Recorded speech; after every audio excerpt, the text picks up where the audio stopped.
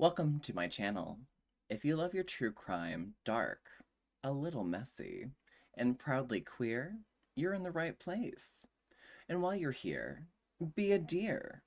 Hit that like and subscribe button and share it with someone who also lives for the drama. So, let's get into it. This is LGBT. Let's get back to talking. I'm Nico, and around here, we tell stories about queer lives. The ones that ended in headlines, or never made it that far. Some were victims, some were villains, most were complicated. So, pour a drink, take a breath, and let's get back to talking. Donald Harvey was born on April 15th, 1952, in Butler County, Ohio, the eldest of 3 children. His childhood was reportedly difficult. Accountants suggest he experienced neglect, emotional instability in the household, and early exposure to trauma. Though the public record is limited on specifics. By his teenage years, Harvey was already displaying troubling behaviors, harming animals, manipulating others, seeking control in ways that would later foreshadow his violent impulses. He dropped out of school in the 9th grade, but later earned a GED. He also struggled with mental health challenges, reportedly attempting suicide twice before adulthood. Harvey would later connect these early struggles to a sense of powerlessness and, chillingly, the control he would exercise over life and death as an adult. It's important to note, while some sources describe Harvey as gay, this aspect of his identity intersects with the life marked by trauma and early psychological disturbance. Harvey's sexuality, his struggles, and his psychopathy combined into a dark, complex portrait.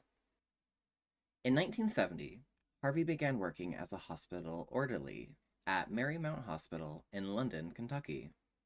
It was here, Harvey admitted, that he committed his first patient killing. He later told investigators, "It felt like control. I could decide who lived and who didn't." From there, he moved on to other hospitals in Ohio, including a VA hospital in Chillicothe and other facilities in Cincinnati. The exact names and ward details of all hospitals where Harvey killed remain unclear in public record. But what is documented is that he continued killing patients for more than a decade, taking advantage of systematic vulnerabilities in the medical system. He admitted that some victims were chronically ill or terminally ill, which he framed as mercy, while others were recovering or improving, killed seemingly out of boredom, curiosity, or desire for control. Harvey's admitted methods, corroborated in court and in investigation, included he used poisoning with various chemicals, arsenic, cyanide, rat poison, and other agents, suffocation, oxygen deprivation by turning off or tampering with oxygen tanks, smothering patients when possible, and medication manipulation, giving lethal doses under the guise of treatment. He often claimed some killings were acts of mercy. "I put my victims out of their misery like I hoped someone would put me out of my misery." Prosecutors, however, were clear. He killed because he liked to kill. The line between claimed mercy and actual motivation remains a dark, complicated gray area, a tension that defines Harvey's narrative. Harvey's spree came to light in 1987 when a patient at Drake Memorial Hospital in Cincinnati died under suspicious circumstances. An autopsy revealed cyanide poisoning, triggering an investigation. Police executed a search of Harvey's apartment, uncovering containers of poison, books on toxins and chemical administration, and records of deaths and suspicious incidents, sometimes including Harvey's own notes.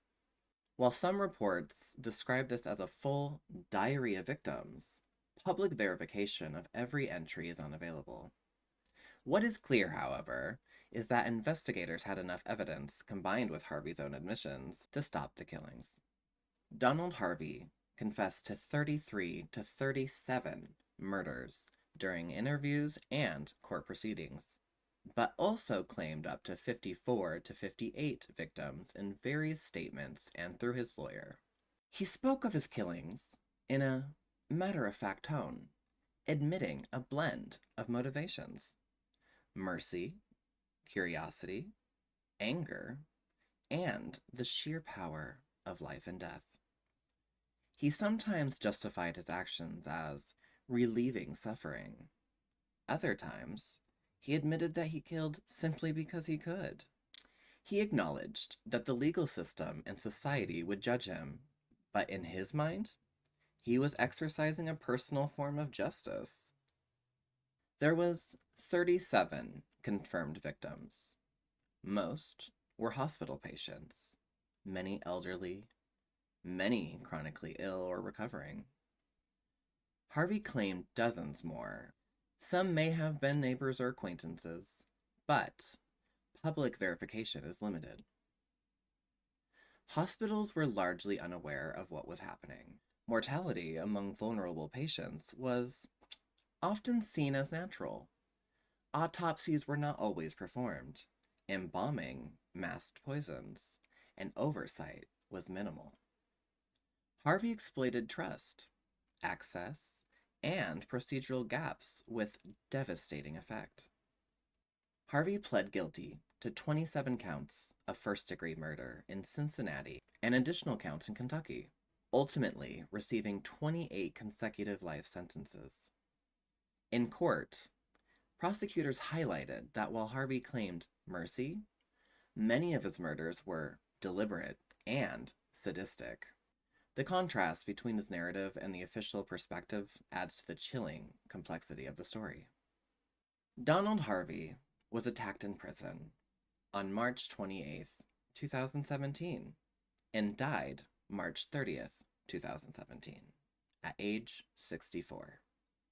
His attacker was reportedly motivated by revenge for Harvey's crimes. Donald Harvey's story is terrifying not only because of the sheer number of deaths, but because he moved undetected in places meant for care. He claimed mercy. He admitted control. He exercised power in a way few could imagine. Even in the sterile halls of hospitals, in spaces devoted to healing, a predator moved quietly. His confirmed victims are documented.